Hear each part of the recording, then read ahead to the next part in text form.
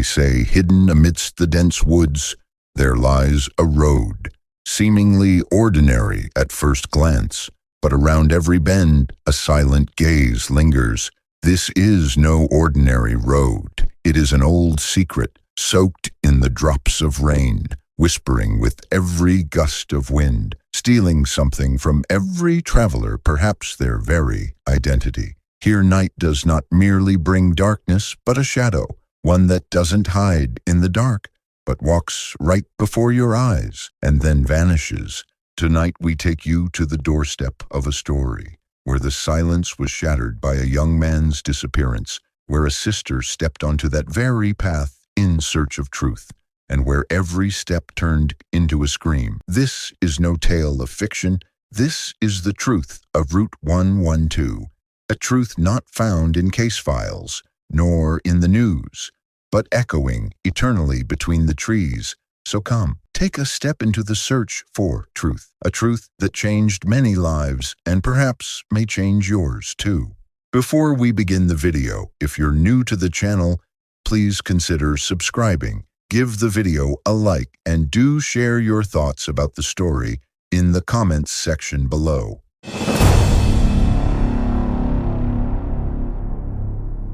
The old highway through New Hampshire's White Mountains was quiet this time of year.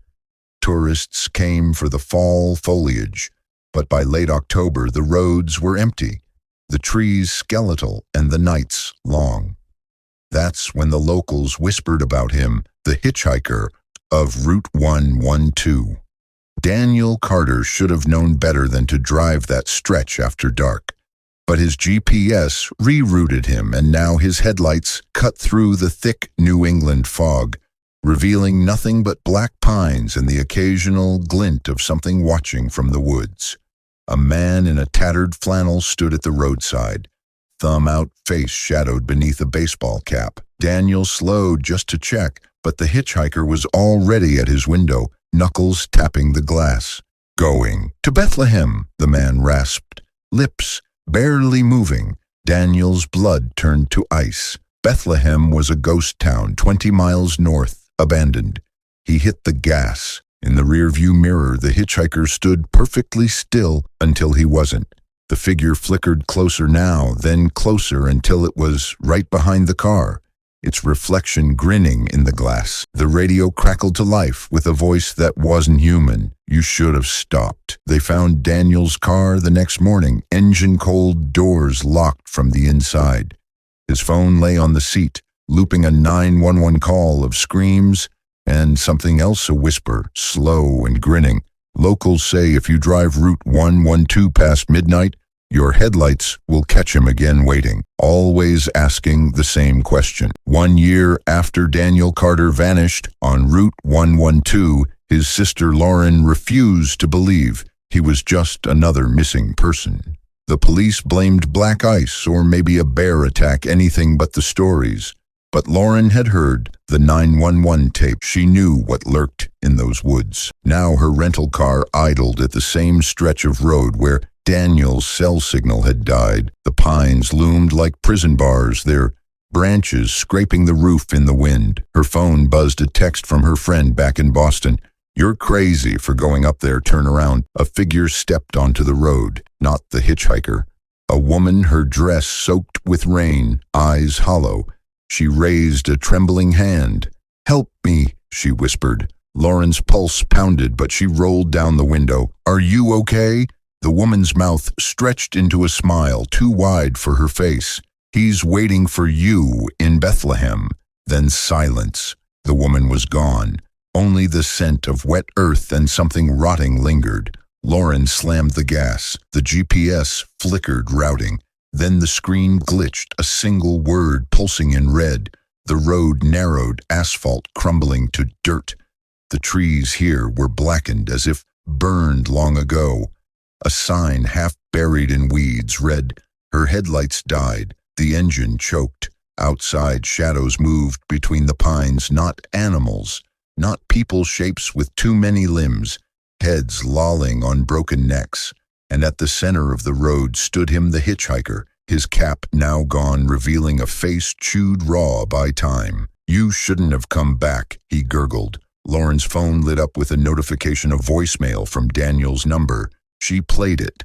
"Lauren," his voice was wet, broken. "Run. He doesn't just take you, he keeps you." The car door unlocked itself. Something scratched the roof, and from the woods, a chorus of whispers rose, voices she recognized.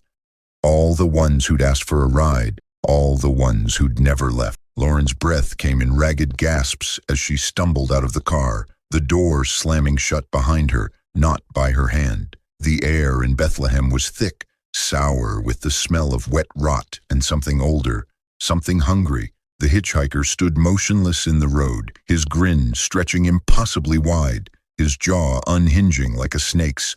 "You should have kept driving," he whispered, though his lips didn't move. The trees around her groaned. Shadows peeled themselves from the bark, taking shape. People, dozens of them pale, hollow-eyed, their mouths sewn shut with black thread, the missing and among them. Her brother's face was gaunt, his eyes milky and unblinking. He reached for her, his fingers blackened at the tips. "Lauren," his voice was a dry rasp. "You have to go before he makes you one of us."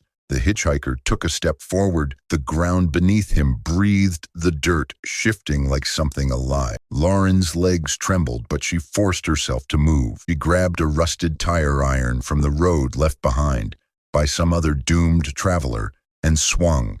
It passed right through him. The hitchhiker laughed, a sound like radio static. "You can't kill what's already dead." Then the whispers came, not from him, but from the trees, the earth, the air itself. Voices of the lost, the ones who'd taken the ride, who'd wandered too far into Bethlehem's embrace. Lauren's vision blurred. The world tilted. She fell to her knees, the cold seeping into her bones. But then headlights. A truck roared down the ruined road, its high beams cutting through the dark. A voice, human alive, shouted, "Get in!" She didn't hesitate. She lunged for the passenger door. The hitchhiker's scream tearing at her ears as the tires kicked up gravel. The truck didn't stop, didn't slow, until Bethlehem was miles behind them. The driver, an old man with haunted eyes, glanced at her. "You're lucky. Most don't make it out." Lauren looked back at the road. In the rear-view mirror, a figure stood beneath the pines. Lauren told her story exactly once to a detective in a cramped New Hampshire police station. He listened without blinking, took notes without writing anything down. When she finished, he closed his file and said, "You ever hear of the White Mountain Curse?" Back in the 1800s, a logger got left behind in Bethlehem during a blizzard. Froze solid. They say his ghost hitches rides now, leading travelers back to where he died. Only the detective's fingers tap the desk. Some folks say it's not him at all. It's the mountain and it's hungry. Lauren left and never went back, but the highway has ways of calling people home. 3 months later, the trucker who picked Lauren up that night, Old Pete, vanished on Route 112. His rig was found idling, driver's door open, coffee still steaming in the cup holder. On the dashcam footage just before static eats the tape, a voice whispers. 1 year later, a family of 4 breaks down near the same stretch of road. When the tow truck arrives, the parents are gone. The kids are in the back seat, unharmed, but change their pupils wide and black, their fingers stained with dirt. They won't speak, but sometimes at night they hum a tune no one recognizes. An old logging song. You're driving through the White Mountains, it's late. The pines press close, your GPS flickers. Up ahead a figure stands beneath the trees. You know the question, you know the road. Do you stop? The logging company never reported him missing. That was the first thing Lauren discovered when she finally dug into the archives. December 1889. A brutal winter. The last crew pulling out of Bethlehem left in a hurry, whispering about the thing in the snow that followed their sleds. The payroll ledger listed one name scratched out in black ink: Elias Hatch. No grave, no death certificate, just a footnote in a moth-eaten journal. Elias stayed. The pines took him. God help us, we heard him singing afterward. Lauren's hand shook as she traced the words. She hadn't meant to keep researching after her escape, but the dreams wouldn't stop the same nightmare every night. Daniel standing in a frozen creek, his mouth sewn shut with fishing line, whispering, "You didn't look deep enough." Now she stood in the White Mountain Historical Society at 3 a.m., the only light coming from her phone. The archivist had conveniently left her alone after slipping her a key. His final words buzzed in her skull. "They don't like us poking around the hatch business." The brittle newspaper crumbled as she unfolded it. The headline screamed, "November 1903, 8 children vanished over 3 nights. The last was found kneeling in the road, her fingertips worn to nubs from scratching at the frozen dirt." Her final words. "The tall man says we have to help him dig." A photograph slid from the file. Lauren's blood turned to ice. There, standing blurred in the background of a family portrait, a figure in a flannel shirt, his face obscured by the same baseball cap. Impossible. The same hitchhiker, unaged, waiting. Then the lights went out. The archive door creaked open. Not the archivist, something taller, moving all wrong, its joints cracking like branches in winter. Lauren's phone died. In the perfect dark, cold fingers brushed her neck, and from right beside her ear, a voice that wasn't human. The Historical Society burned to the ground that night. Arson, the report said. Oddly, the fire didn't touch the hatch files. They were found neatly stacked in the parking lot. A single edition placed on top, a modern Polaroid of Lauren's empty rental car, idling on Route 112, on the back in handwriting that matched the 1889 ledger. The Thaw Bethlehem wasn't abandoned. That was the first lie. Lauren's frozen fingers clawed at the permafrost as the thing that wore Elias Hatch's skin watched from the trees.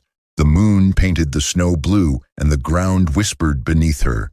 "They're down here," Daniel's voice bubbled up through the dirt. All of them. The children, the loggers, the ones who stopped for him. You have to see Lauren. Her nails split, blood turned black in the cold. The hole was only 6 inches deep when she hit the first bone. A child's femur gnawed at both ends. Then the ground moved. Not an earthquake, something breathing beneath the frost. The snowbank ruptured, vomiting up frozen things with stitched shut mouths and hollow chests. The missing, the harvested. And at the center, a pulsing black mass of roots and rotted flannel, the mountain's heart. Elias stepped forward, his jaw unhinging to reveal not teeth, but rusted logging hooks. "They always think they'll be the last," he whispered through the forest of corpses. "But the road always needs more." Lauren's scream didn't sound human anymore. Somewhere a car engine turned over. Headlights cut through the pines. A door creaked open, and from the highway above, a new voice called, "Need a ride out of here." The state police found Lauren's jacket nailed to a birch tree at mile marker 112, the sleeves sewn shut with fishing line inside the pockets. A child's molar 1903 flood victim. Daniel Carter's driver's license. Expiration date blacked out. A Polaroid of a smiling family at a rest stop. All faces scratched out except the daughter's. A lone car idles on the shoulder, headlights cutting through swirling mist. The pines loom like prison bars. A figure steps into the road. Figure rasping familiar, going to Bethlehem. Daniel V. Oh, garbled, desperate, don't look at his. The figure's head tilts. His baseball cap falls away, revealing a face that's not a face, just frozen roots and a too-wide grin. Figure laughs like cracking ice too late. The car door unlocks itself. The headlights die. Smash to black. A single whisper. Lauren V.O. giggling unhinged. Now you get to dig. Post-credit sting X'd. Gas station. Night a family pumps gas. The youngest child stares at the woods. Child pointing, "Mommy, who's that man with the shiny teeth?" Revealing the hitchhiker reflected in the window, now wearing Lauren's face like a mask. Text on screen, Bethlehem has room for one.